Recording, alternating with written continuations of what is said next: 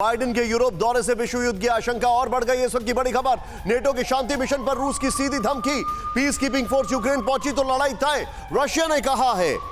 Russian की foreign ministry, रूस की फौज और नेटो के बीच युद्ध टाला नहीं जा सकेगा। ये बड़ी खबर हमारे सामने आ रही है, ये बहुत बड़ी खबर है। मैं सीधे चलूंगा विवेक वाजपेयी के पास। विवेक जी, क्या इंफॉर्मेशन है? और देखिए निशांत, रूस के विदेश मंत्रालय ने ये साफ कर दिया है कि अगर शांति सैनिक नाटो देशों के यूक्रेन में प्रवेश करते हैं तो उनकी जो लड़ाई है वो रूस के सैनिकों के साथ होगी और इसको किसी भी कीमत पर टाला नहीं जा सकता है। रूस की आर्मी उन शांति सैनिकों का न केवल विरोध करेगी बल्कि उनसे लड़ाई करने के लिए भी तैयार है और उनसे लड़ाई करेगी। अभी तक रूस इस बात का विरोध करता आ रहा था, लेकिन पहली बार रशिया ने ये कहा है कि शांति सैनिकों के साथ उसकी लड़ाई होगी, जिसका सीधा मतलब है कि जिस देश के शांति सैनिक उस टीम में शामिल होंगे उस देश से रूस सीधा लड़ेगा, चाहे वो पोलैंड हो, अमेरिका हो, फ्रांस हो, जर्मनी हो या नाटो का कोई और सहयोगी देश हो। बाइडेन अब से कुछ घंटों बाद ब्रुसेल्स पहुंचेंगे। कल उनकी 3 बड़ी अहम मीटिंग है, जिसमें नाटो, G7 और यूरोपीय यूनियन, और उसके बाद अगले दिन पोलैंड में जब वो मौजूद रहेंगे तब ये उम्मीद जताई जा रही है कि हो सकता है कि उनकी तरफ से नाटो की तरफ से ये ऐलान किया जाए कि शांति सैनिक यूक्रेन में जाएंगे। उससे पहले इतनी बड़ी धमकी देना नाटो को, अमेरिका को, ये बताता है कि रशिया पूरी तरीके से तैयार है। अगर यूक्रेन के बहाने, अगर यूक्रेन की वजह से विश्व युद्ध हो तो हो जाए, लेकिन वो किसी भी कीमत पर किसी भी देश से लड़ने के लिए तैयार है। निशांत बता रहे हैं ये अपने आप में रशिया की एक बहुत बड़ी वार्निंग है, कंसीडरिंग द फैक्ट कि रशिया के बॉम्बर्स ऑलरेडी एक बार एयर स्पेस वायलेट कर चुके हैं नेटो मेंबर कंट्री का, और ये चिंताजनक खबर है। विवेक, थैंक यू वेरी मच इस इंफॉर्मेशन के लिए। इस बीच में विवेक काटजू सर के पास आ रहा हूं। अभी आप विवेक वाजपेयी जी को सुन रहे थे, लेकिन मैं सीधे चलूंगा यहां पर। रूस के पास नॉर्वे में नेटो की 30 साल की सबसे बड़ी एक्सरसाइज। सीधे देखें आप शॉट्स, नेटो के 35,000 सैनिक, सैकड़ों जेट और शिप शामिल हैं। शॉट दिखाएं। ब्रिटेन का सबसे बड़ा एयरक्राफ्ट कैरियर भी नॉर्वे पहुंचा।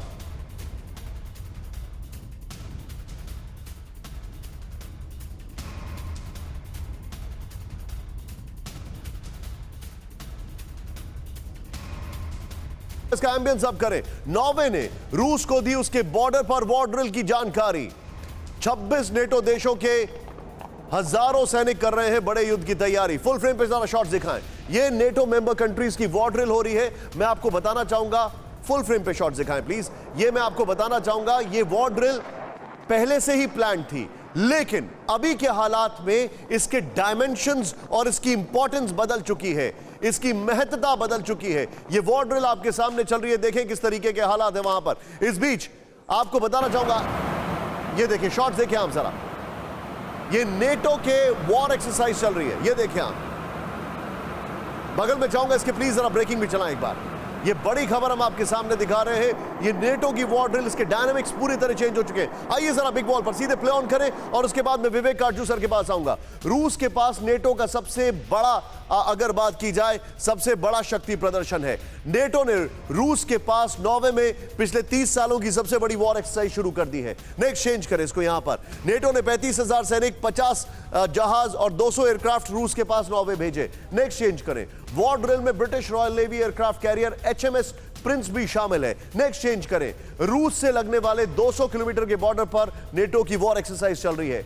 नॉर्वे आर्म्ड फोर्सेस ने कहा है कि मॉस्को को नेटो वॉर ड्रिल की पूरी जानकारी दी गई। यहां पर नॉर्वे ने F-35 जेट के साथ अमेरिका की 6ठी मरीन रेजिमेंट के कमांडो भी शामिल है। मैं सीधे चलूंगा यहां पर नीचे। ब्रेकिंग्स हमारी प्लीज चेंज करते रहे, starting with NATO. Vivek Katju sir, अभी जो हमने खबर दिखाई कि रशिया ने एक धमकी दी है, क्या आपको ऐसा नहीं लग रहा है कि इस पूरे मैं कोल्ड वॉर 3 अगर बोलूं या 4 बोलूं समझ में नहीं आता, लेकिन इस पूरे सिनेरियो में रशिया अपने टर्म्स डिक्टेट कर रहा है।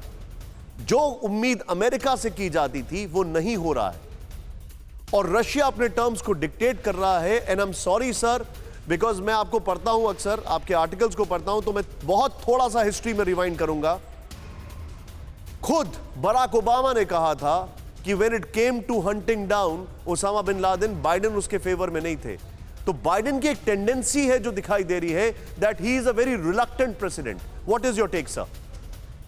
देखिए, बाइडेन ये जानते हैं कि अगर नेटो और रूस के सैनिक आमने सामने आ गए तो फिर जो एक एस्केलेशन की शुरुआत हुई, जिसको स्ट्रेटेजिक लिटरेचर में एस्केलेशन प्रोसेस कहा जाता है, एस्केलेशन लैडर, वो एक बार अगर शुरुआत होती है तो फिर एक्शन रिएक्शन से उस कहां जाके वो रुकेगी।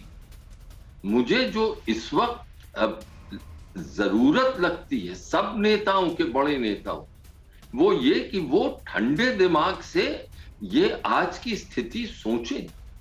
लेकिन अफसोस की बात यह है कि पुतिन अपनी जिद पे अड़े हुए हैं। उन्होंने ये ठान ली है कि जो तबाही उन्होंने मचाई है वो काफी अभी नहीं, क्योंकि वो चाहते हैं कि यूक्रेन की सैन्य शक्ति पूर्ण रूप से खत्म करें, क्योंकि उनको अपनी जनता को यह दिखाना है कि ये मैं विजयी हुआ हूं, जो मेरे उद्देश्य थे, रूस के जो लक्ष्य थे वो पूरे हुए। इधर नेटो ये चाहता है इशारा करना पूरी दुनिया को, खासतौर से रूस और चीन को, कि उसके पास इतनी शक्ति है कि वो उनका कोई भी आक्रमण रोक सकता। तो एक तरफ से यूक्रेन को सब सामग्री दी जा रही है, लेकिन मुझे पूरा विश्वास कि ना फ्रांस के राष्ट्रपति, ना जर्मनी के चांसलर और ना ही ब्रिटेन के प्राइम मिनिस्टर और ना बाइडेन ये चाहेंगे कि नेटो फोर्सेस यूक्रेन में आए, क्योंकि वो कह चुके हैं कि यूक्रेन कि हम नेटो और इसको यूक्रेन में जो एक्शन हो रहा है उसको नेटो रूस के युद्ध में नहीं परिवर्तित करना चाहते, क्योंकि वो अगर हो जाएगा तो फिर क्या होगा इसका अंजाम, इस पर कोई कुछ नहीं कह सकता। अंडरस्टूड। तो मुझे लगता है कि शिकंजा रूस एक तरफ, ये जैसे कुश्ती में दांव पेच चलता है कि एक चाहता है कि किसी तरह दूसरे को बिल्कुल जमीन पे, एक पहलवान दूसरे पहलवान को जमीन पे करके उसको खत्म करना चाहता है, जीतना चाहता है, वो इस वक्त चल रहा है। और इसका जो खमियाजा है वो बेचारे यूक्रेन की आवाम दे रही है।